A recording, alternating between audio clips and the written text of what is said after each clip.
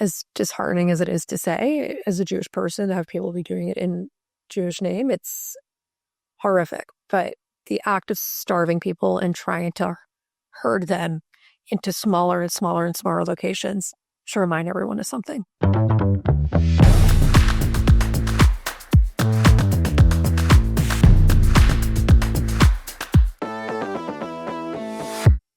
Hello, team, and welcome to Bureaucracy. I'm your host, Emily Gross. I'm very excited today because I have Khaled Elgindy with me, who is the visiting scholar at Georgetown for the Center for Contemporary Arab Studies. And we are going to be talking about the latest in Gaza. Khaled, thank you for being here today. Yeah, thanks for having me. So this is going to be a tough conversation, a really tough conversation. But before we dive in, what are we drinking? And hopefully that will help make it a bit better. Root beer on my side. Good for you. I'm having a White Claw because there's no rules and it's my podcast. Absolutely. But cheers. Cheers. So the question I always love to ask my guests is, why should we trust what you have to say? So I've been working on Middle East policy and politics for more than 20 years, but specifically, I focused most of my career on issues related to Israel and Palestine. I worked directly on negotiations between Palestinians and Israelis. I had a front row seat to the whole diplomatic process, and I've written a book on the subject, on the history of American Palestinian relations and U.S. involvement in the peace process. So this is my bread and butter issue, for better or worse. And so I have, studied the region and the issue, and I've also been a practitioner in terms of the diplomacy. Absolutely. Well, very happy to have you to discuss a very difficult subject. So we're recording this on Monday, May 12th. Today, a hostage was released, Adon Alexander, who was one of the last remaining living American Israeli hostage. He was a soldier and he was taken October 7th. So just know, for people aware, that can address that and then also address what's going on in Gaza as well. And they don't have to exclude each other. So there's a huge hunger crisis, and aid has been blocked in Gaza for 10 weeks now. Could you give an update on what's been going on? Well, since March 2nd, Israel has imposed a total blockade. It is the longest and most severe blockade since this whole horrific war began just after October 7th, 2023. So it's been more than 2 months, almost 2.5 months, in which Israel has not allowed anything to enter Gaza. No water, no food, no medicine, nothing. And so now we're seeing the effects of that are entirely predictable. And in fact, were predicted. We are seeing babies and children die of hunger. Adults are also dying, but the most vulnerable are always the children. Hospitals have no supplies to the extent that there are, most of the hospitals have been destroyed or put out of service. But, doctors are performing surgery without anesthetic. It's and I suppose the worst is that not only is this a man-made famine in Gaza, but it's a famine as a matter of state policy by the government of Israel. And it's quite cruel. It's shocking that the international community has allowed this to happen. That there isn't a much greater outcry than what we've seen so far. I don't recall seeing any war in which there was such a deliberate attempt to starve an entire population of 2 million people. Mm-hmm. Yeah, I mean, it's shocking. And to be honest, and this is one of the reasons why I'm finding it so important to cover it right now, I had no idea. The American news has just been so oversaturated with Trump's presidency, with all the other things going on in the world, right? That what's going on in Gaza has in my opinion, fallen to the wayside, right? And it wasn't until I saw literally photos of emaciated children that I was like, what the fuck has been going on, right? Because we got so used to it just being a back burner thing that I think Americans are like needing to realize, like, oh, these are people's lives at stake and they've been being starved for 10 weeks, like aggressively, even though it's been literally 2 years. I find really interesting too is that the US has now talking about a potential aid distribution thing they're trying to get behind. And I know a lot of humanitarian organizations are calling it a basically militarization of aid distribution. Could you provide some insight into what is being discussed? Yeah, there's an Israeli plan that has been put forward, and we're told that the U.S. and Israel are coordinating implementation of this plan. So the plan is basically consists of Israel will well, just a little bit of background. Right now, there are a number of international humanitarian aid groups working in Gaza. The most important is a UN agency called UNRWA, which is United Nations Relief Works Agency for Palestine Refugees. This is an agency that was created in 1949 in response to basically, this is the UN agency that looks after Palestinian refugees wherever they are in the Gaza Strip. 70% of the population are registered refugees who came from areas in what is now Israel and elsewhere in the region. So UNRWA has been the backbone of the humanitarian aid effort in Gaza since this whole nightmare began 19 months ago. And it is the one institution that has the largest staff, that has an infrastructure, that has facilities to play that role. There are many other organizations, Oxfam, World Food Program, the World Central Kitchen. There are many organizations working, but UNRWA is the hub. So that's the background. What Israel is proposing is to have none of those institutions involved, and that it will establish its own infrastructure for delivering assistance with American private contractors doing the sort of legwork. They would establish, I think, something like 6 distribution centers in the southern part of the Gaza Strip. Only in those 6 areas can, and the aid doesn't go to people. They have to go and physically receive their daily or weekly or monthly rations. This is the concept. The total amount of aid that Israel is looking at as part of this plan is 60 trucks of food and medicine and whatever else people need to live, 60 trucks per day for 2.3 million human beings. At the height of the ceasefire, there were 600 trucks arriving every day. So we're talking about a tenth of what is actually minimally needed. And it's quite a dystopian plan. It involves, for families who qualify to receive aid, there's facial recognition technology. The aid will only go to those people who are vetted and who provide intelligence to the Israelis to demonstrate that they're not harboring any members of Hamas, or they don't have members in their family who belong to Hamas, or so it's really quite dystopian.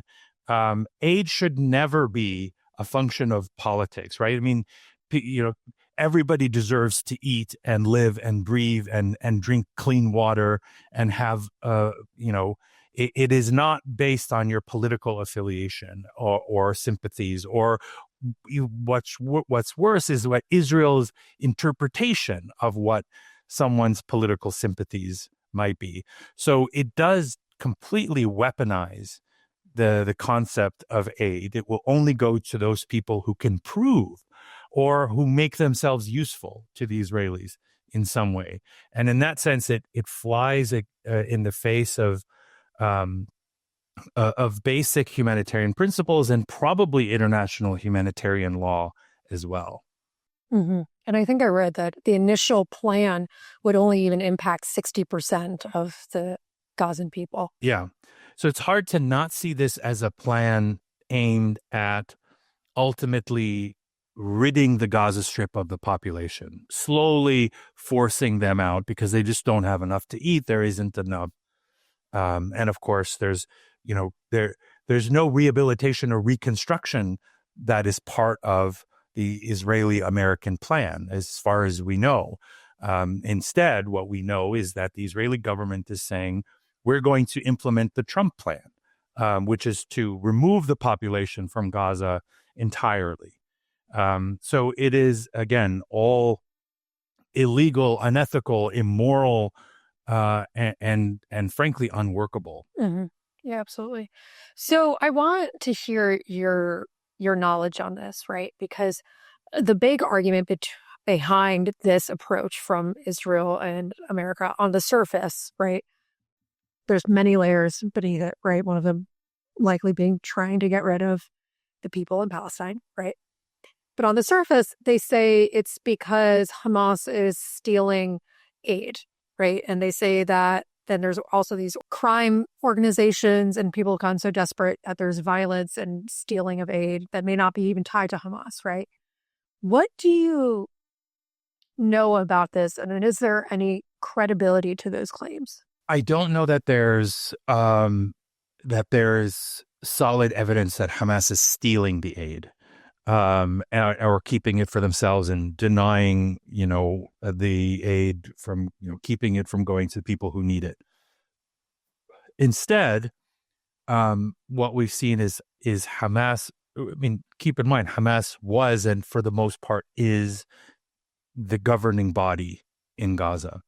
And so there has been an attempt by Hamas to instill some form of law and order. Of course, the social fabric is completely broken down in Gaza because people are quite desperate. There is considerable amount of looting. There is a lot of extortion. There are gangs who loot aid depots in order to sell these items on the black market at extortionate prices. I mean, there are armed groups who commandeer aid trucks that have gone in, and that's just a function of the breakdown of the basic law and order.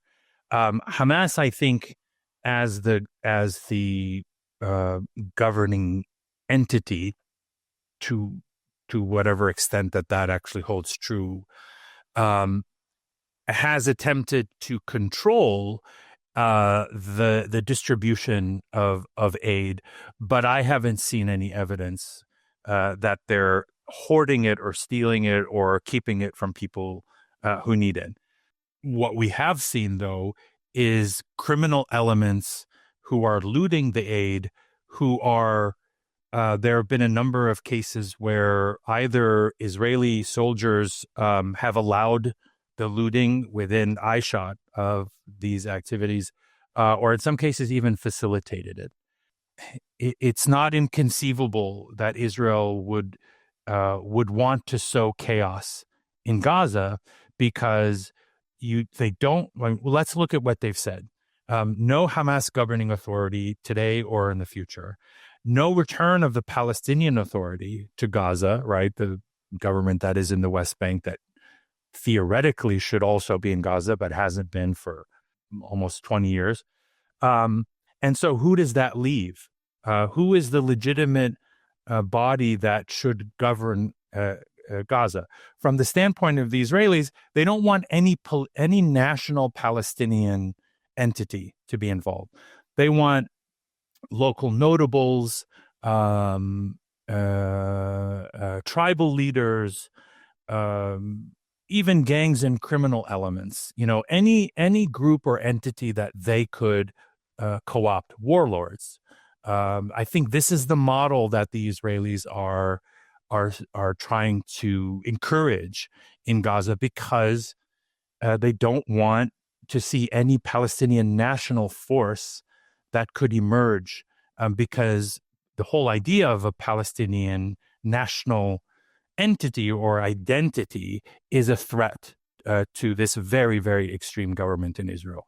Beyond extreme. They're so, for lack of a better term, fucked up.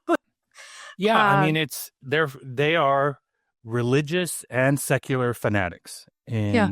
and on top of it, you have an Israeli Prime Minister Netanyahu who is so desperate to cling to power for his own personal and political survival, because if he knows that once he's out of power, he will go to jail, he will go to trial, and he will go to jail.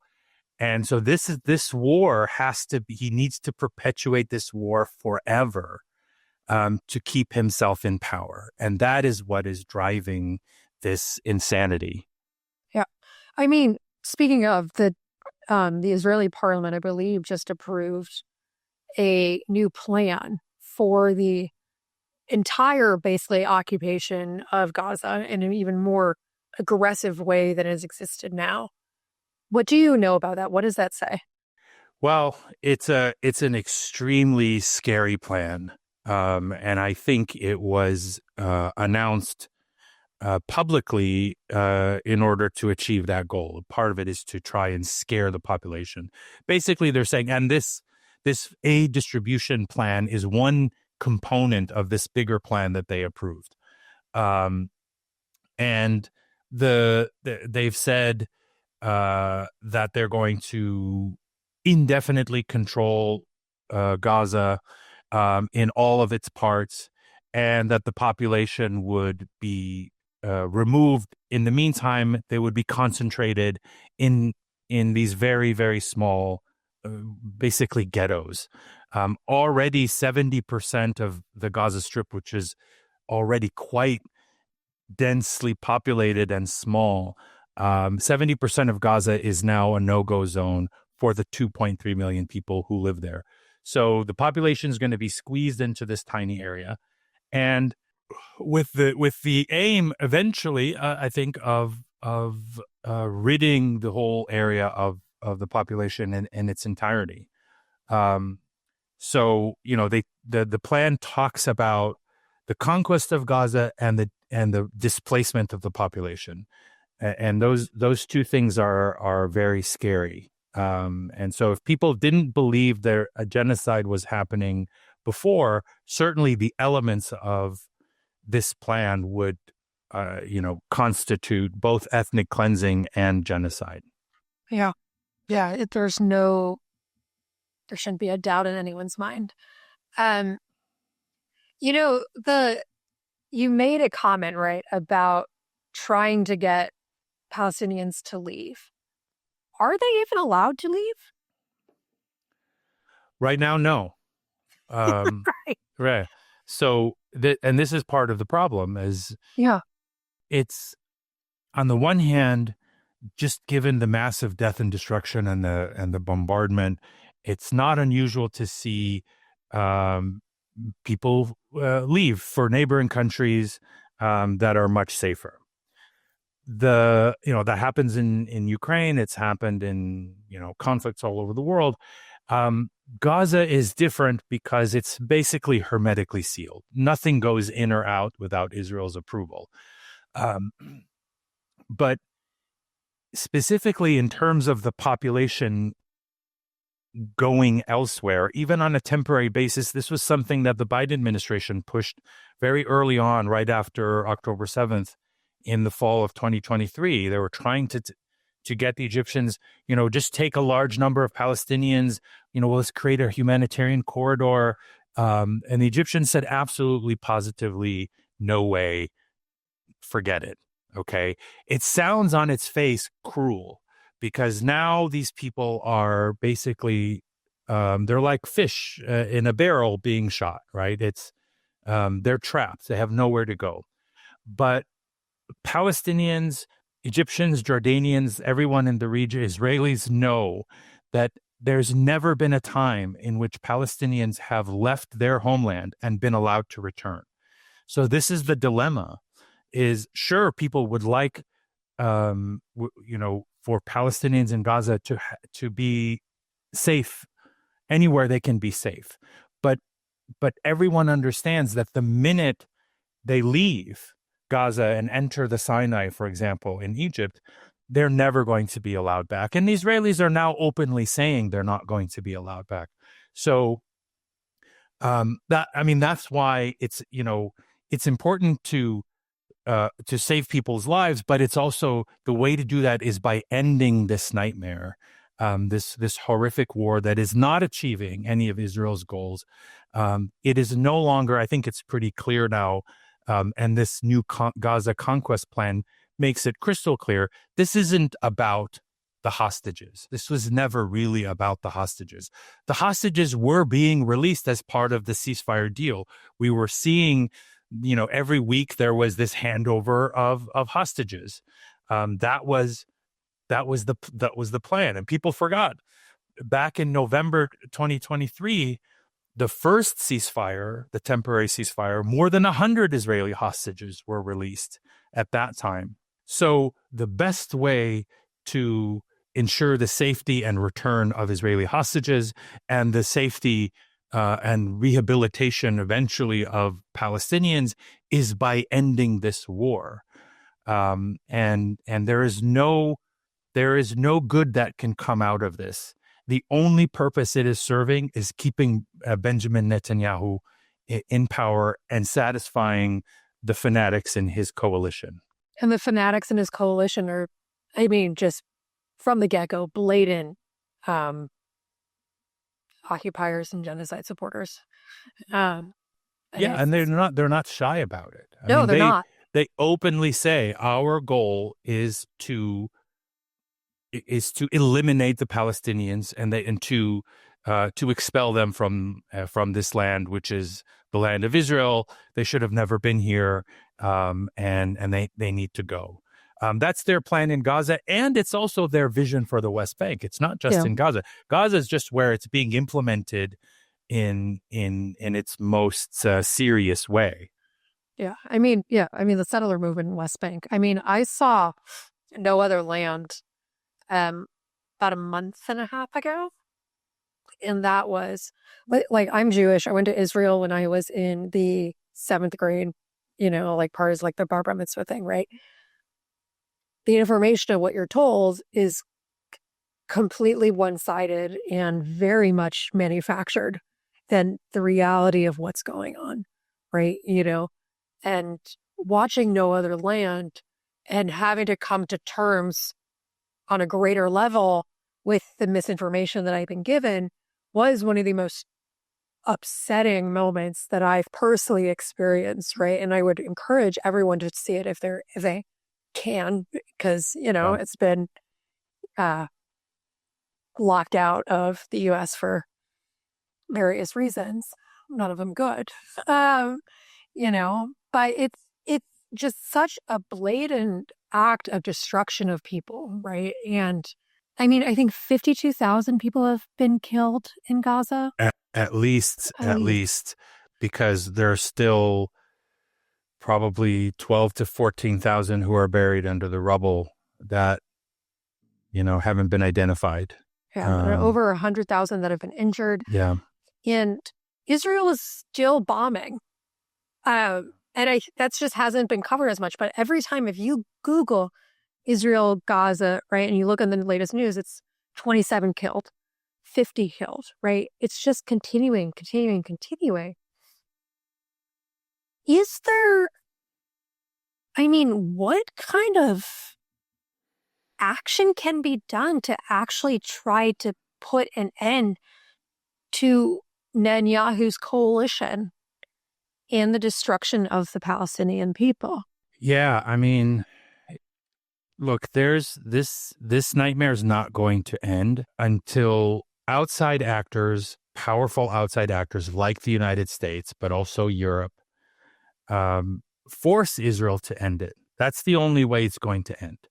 If they simply hem and haw and say, look, it's hard to believe, but President Joe Biden's ceasefire plan was put forward a full year ago. Okay, a year ago, and it took until January before they finally convinced Netanyahu, with some arm twisting from Trump, apparently, to sign that ceasefire deal. And then he broke it just a couple months later, unilaterally, when he resumed bombing and the full blockade of Gaza. So there are clearly very powerful forces that want to continue this war forever or indefinitely. And so it will take the United States and Europe to intervene and say, no, you have to stop. There are things that they can do. There are levers that they have. Europe is Israel's largest trading partner. They could leverage that aid. Of course, the United States is Israel's number one weapons supplier and main political benefactor. If the president of the United States says, Netanyahu, you need to stop, he will stop. There's no question about that. But is he inclined to say so, to do so? Probably not. Joe Biden certainly wasn't. But what we're seeing from Donald Trump is a little bit different. He's sort of not, he's taking a bit of a tougher stance with Netanyahu than Biden did. And, we're seeing the U.S. kind of act unilaterally, whether it's, this ceasefire deal with the Houthis in Yemen or the, meeting with the Arab Gulf states, this visit, and the U.S. saying very clearly, look, we don't need Israel's permission in this region to do the things that are in our interests. So separating American interests from Israel's interests is something that the Trump administration is doing much more clearly than the Biden administration, ironically enough. Yeah, I will say it was being reported that Israel really was not part of any of the conversations to have a Don Alexander released.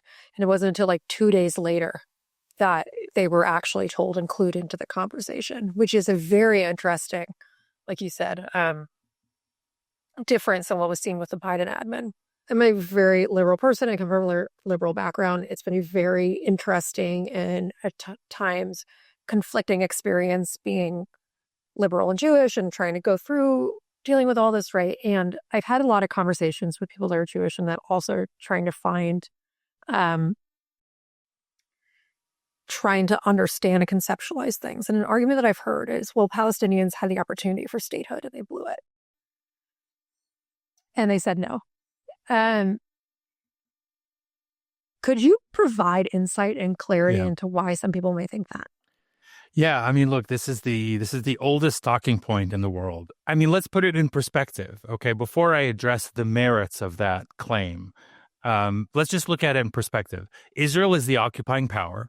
It controls the lives of millions of Palestinians in the occupied territories, West Bank, Gaza, and East Jerusalem.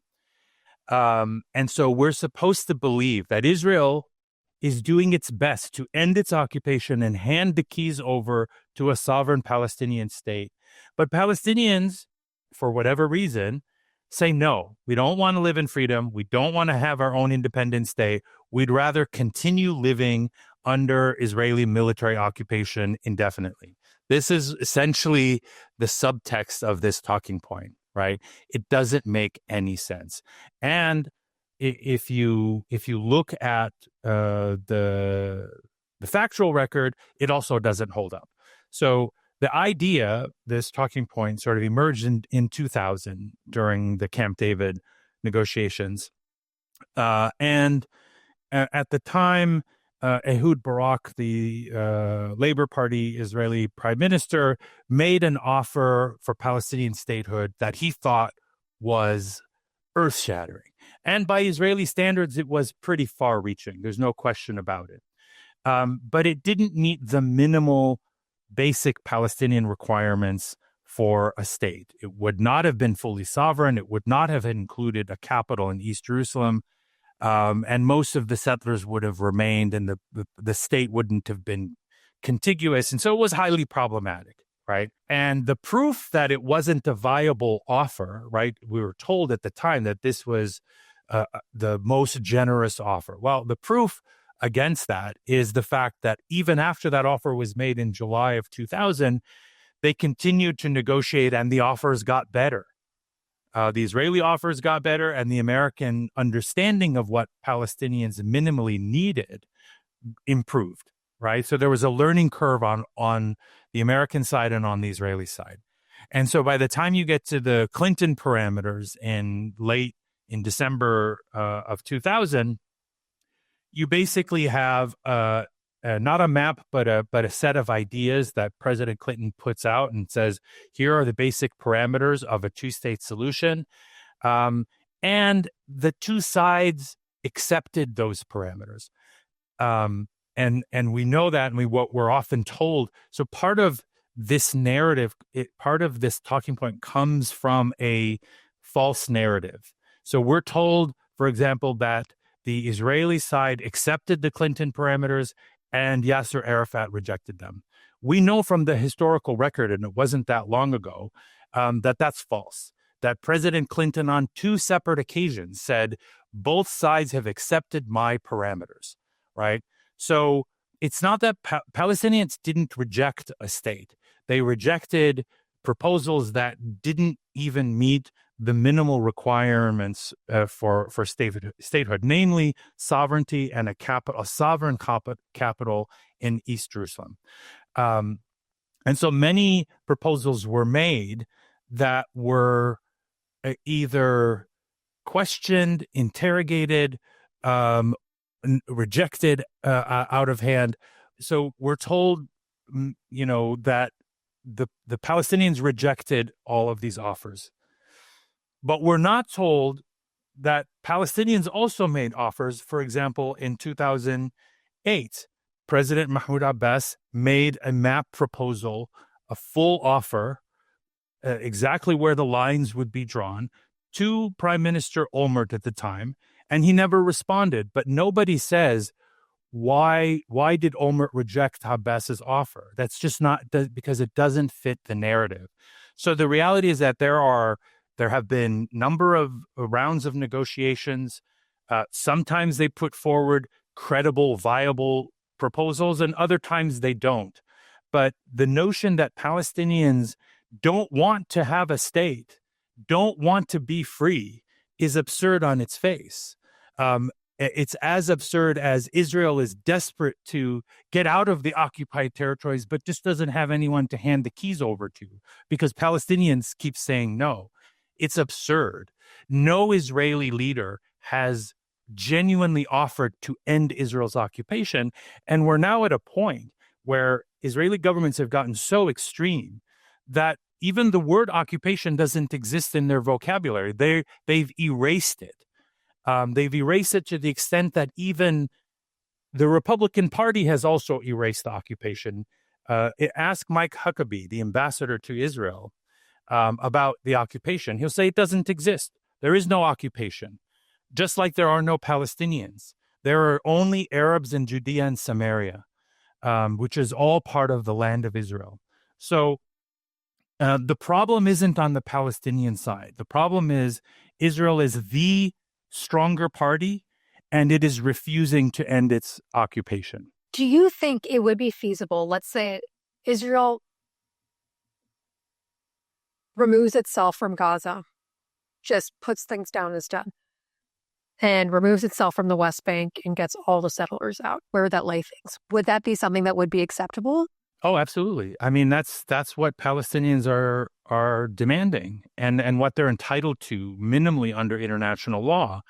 I mean, to have an independent state in the West Bank and Gaza. And that means a state that is free of Israeli control, right? Not something that you just call a state, but they don't, like the Trump plan in 2020 was, here's a Palestinian state, but Israel will control the borders and the airspace. All the settlers will remain. So it's a state in name only. But if Israel dismantles the settlements and physically withdraws from Gaza and the West Bank and East Jerusalem, oh, absolutely. Every Palestinian I know would accept that, and frankly, even Hamas would accept a Palestinian state on those terms. It would take some effort to try and put, Palestinian politics is broken. As we know, there's this division between Hamas and the PA and Mahmoud Abbas's Fatah party in the West Bank, and Palestinian institutions are dysfunctional. And so it would take some effort to try and address those problems. But as a basis for Palestinian state, that is what Palestinians across the political spectrum, from left to right, have been demanding for decades.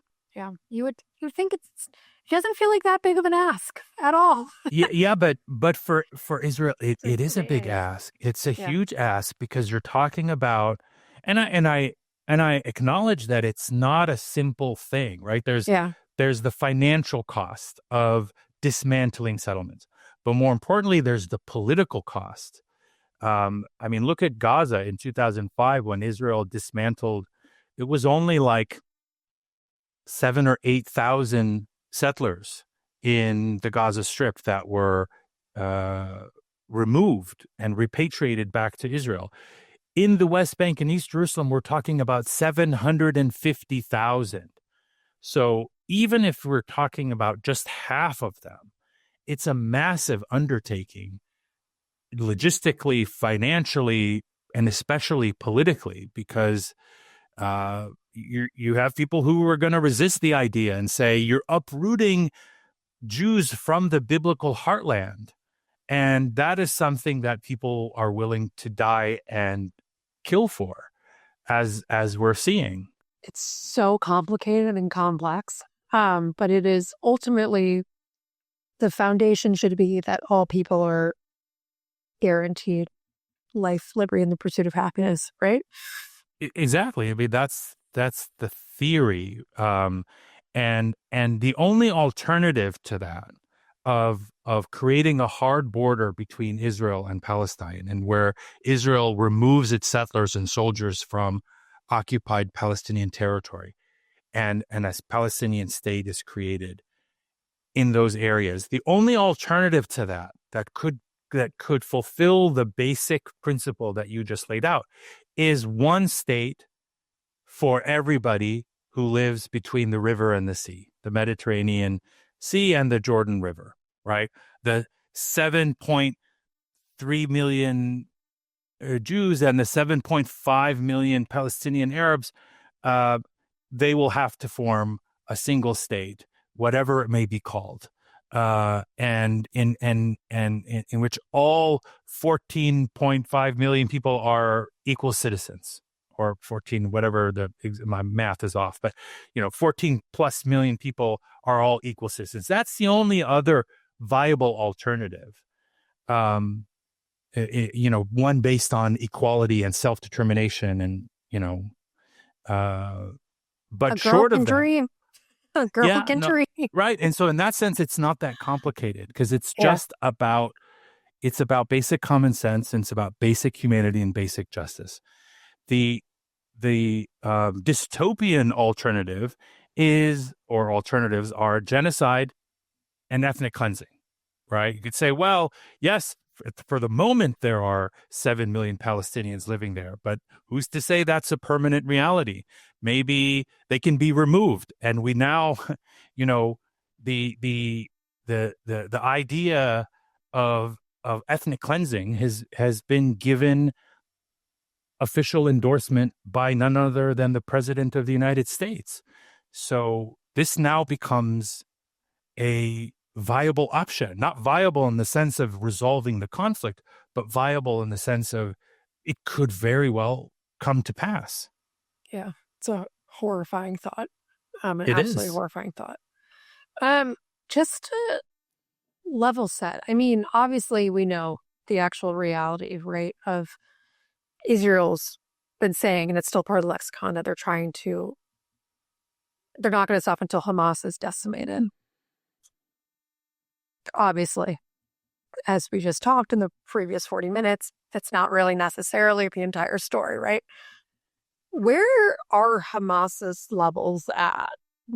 How much control do they still have over Gaza? Yeah, I mean, I think the first thing that has to be stated very clearly is that the goal of completely destroying Hamas was never achievable.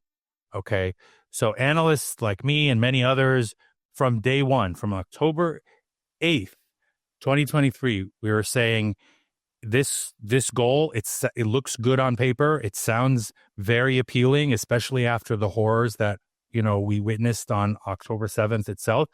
But it's just not achievable. You cannot kill a political organization and with bombs and starvation.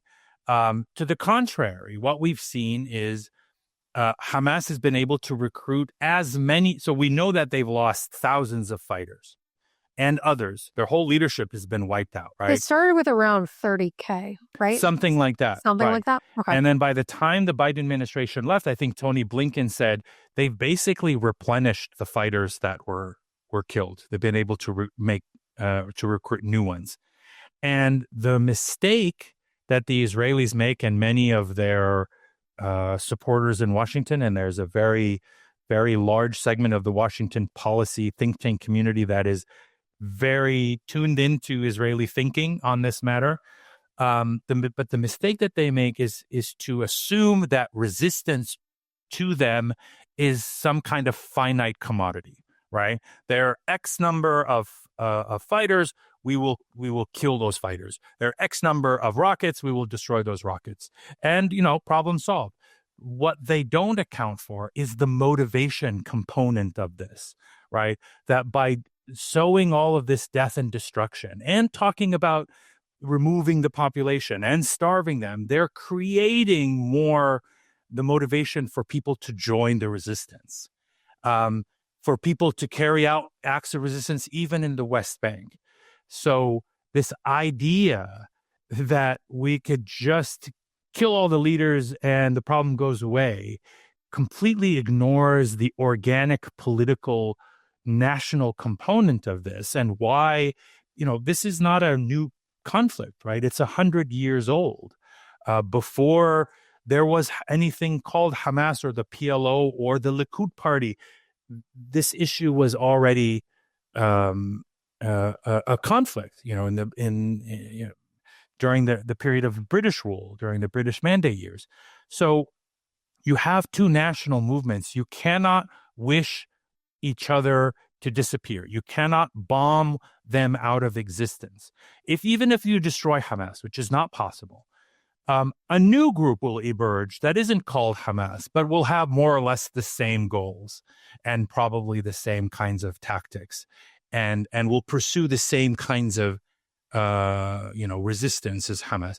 So there is the motivation. That part of it is something that you can't bomb out of existence. And in fact, the more you bomb, the more strength you give it. So yes, Hamas has suffered materially and in personnel terms significantly.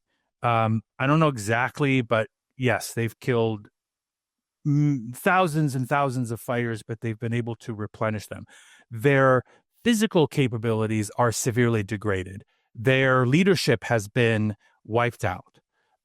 But we still see them have the ability to, how is it that they're actually able to launch rockets at Israel? Even now, after, 92% of the buildings in Gaza have been damaged or destroyed.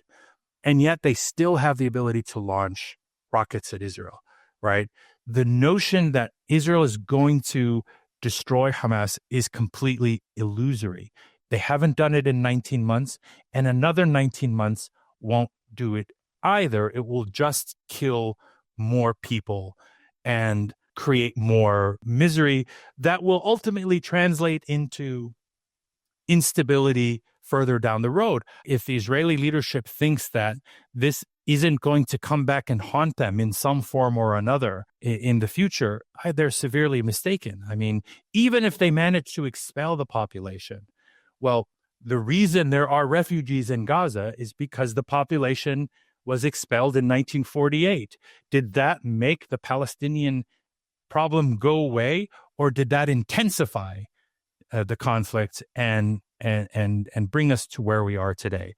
So there's no alternative but to deal with the reality, the political reality of a Palestinian national movement and their right and the right of the Palestinian people to self-determination, if not in a state of their own, then as equal citizens in a unitary state. Yeah.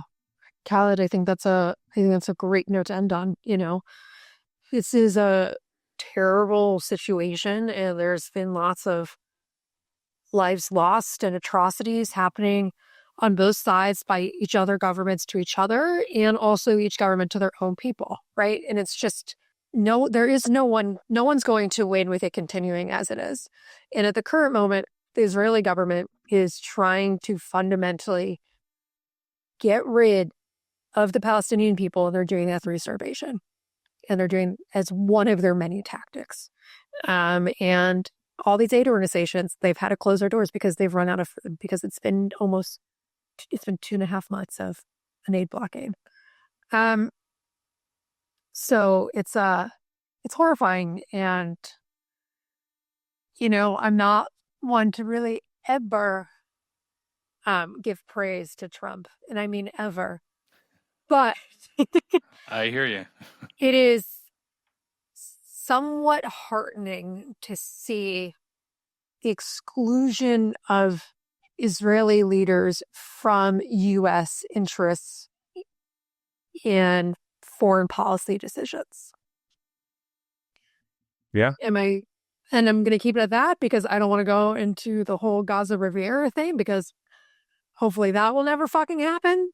But good to see a little bit of separation, in hoping to make Israel realize that what they're doing is committing multiple different types of war crimes. Absolutely. They know they're committing war crimes, but to get them to stop to commit war crimes. Yeah.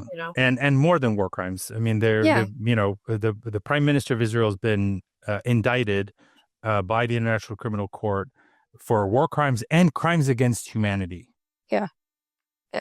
I mean, this is a genocide. I mean, it's as disheartening as it is to say, as a Jewish person, to have people be doing it in Jewish name. It's horrific. But the act of starving people and trying to herd them into smaller and smaller and smaller locations should remind everyone of something, right? Well, Colin, terrible conversation, but a great guest. Thank you. I appreciate you being here, so thank you. Yeah, it was my pleasure. Thank you. And I'm your host, Emily Gross. We'll be back next week with another episode of Bureaucracy.